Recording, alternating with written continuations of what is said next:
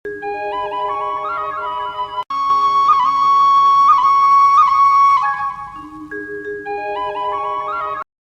এই পিঠাটা মুখে নিলেই মনে হবে যেন মুখের মধ্যে রসে টইটুম্বুর।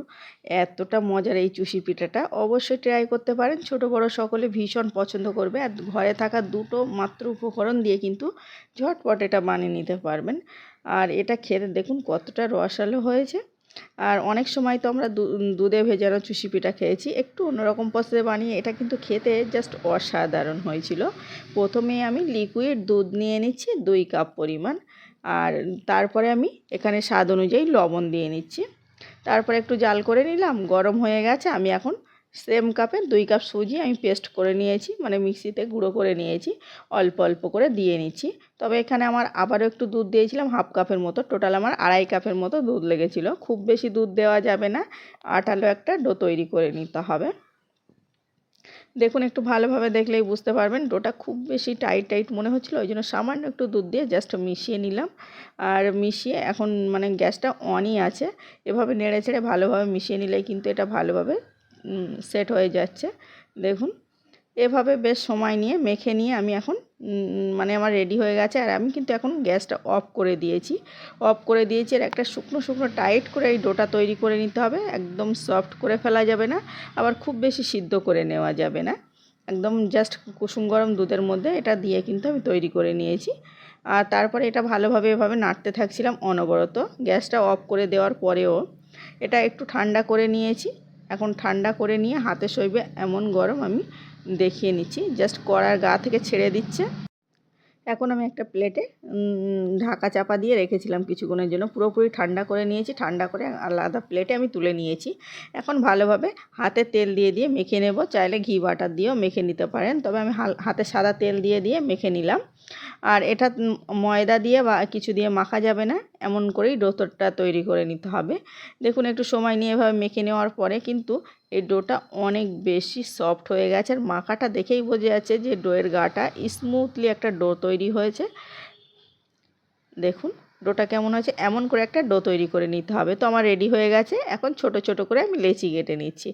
একটু ছোট সাইজের লেচি কেটে নিলে বানানো খুবই সহজ হয়। একটা বোর্ডের উপরে অল্প একটু চালের গুঁড়ো ছড়িয়ে দিচ্ছি। চালের আটাটা যেহেতু একটু শুকনো শুকনো হয়, তারপরে দিয়ে আর এইভাবে একটু রোল টাইপের করে নিচ্ছি। সরু করে লম্বা করে রোল করে নিলে কেটে নিতে সুবিধা হবে।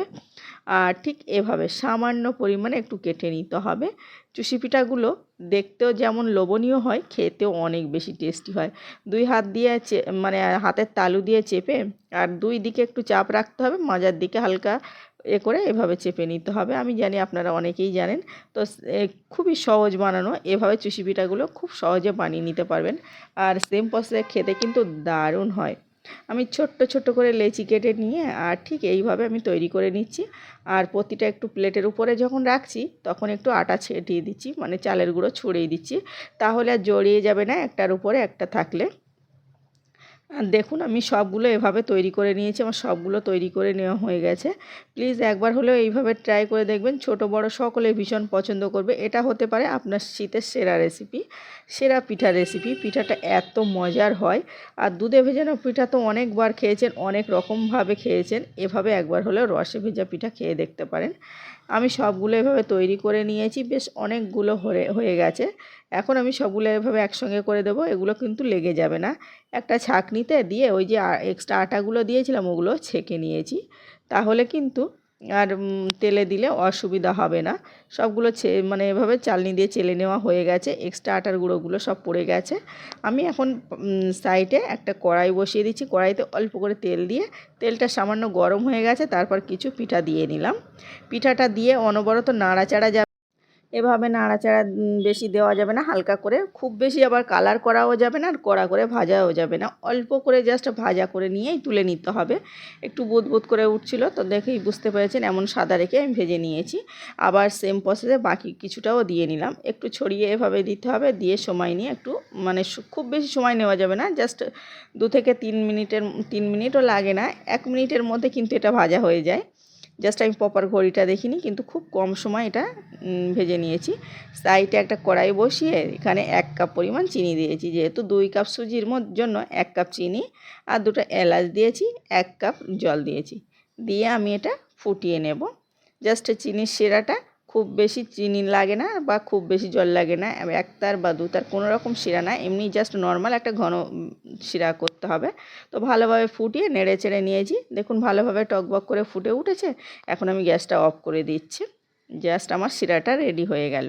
এখন আমি ওই যে চুষি পিঠা করে রেখেছিলাম সেগুলোও কিন্তু একটু ঠান্ডা হয়ে গেছে, আর এদিকে কুসুম গরম শিরার মধ্যে আমি দিয়ে নিচ্ছি। খুব বেশি গরম শিরায় দেওয়া যাবে না, কুসুম গরম শিরার মধ্যে দিয়ে আর সবগুলো এভাবে ভিজিয়ে নিচ্ছি।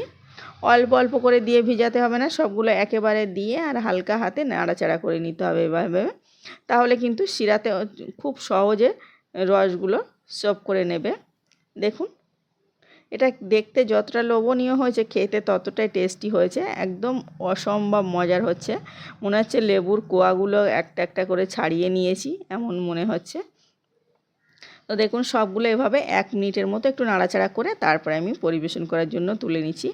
1 মিনিটের মধ্যে এটা কিন্তু রসে ভরে গেছে, রসে টইটুম্বুর হয়ে গেছে আর অসম্ভব মজার হয়েছে। প্লিজ একবার হলেও ট্রাই করতে ভুলবেন না। শীতের সেরা পিঠা রেসিপি এই পিঠা রেসিপিটা। আপনাদের কেমন লেগেছে বলতে ভুলবেন না। আমি একটা টিপে দেখাই বা ভেঙে দেখাই, তাহলে বুঝতে পারবেন যে কতটা রসালো আর রসে ভরা। জাস্ট এটা গরম গরম পিঠা খেতে ইচ্ছা করলেই, মন চাইলেই ঝটপট কিন্তু সুজি দিয়ে বানিয়ে নিতে পারেন। এমন কোনো উপকরণ লাগে না, সকলের ঘরে থাকা উপকরণ দিয়ে কিন্তু এটা বানানো যায়, আর খেতেও ততটাই টেস্টি।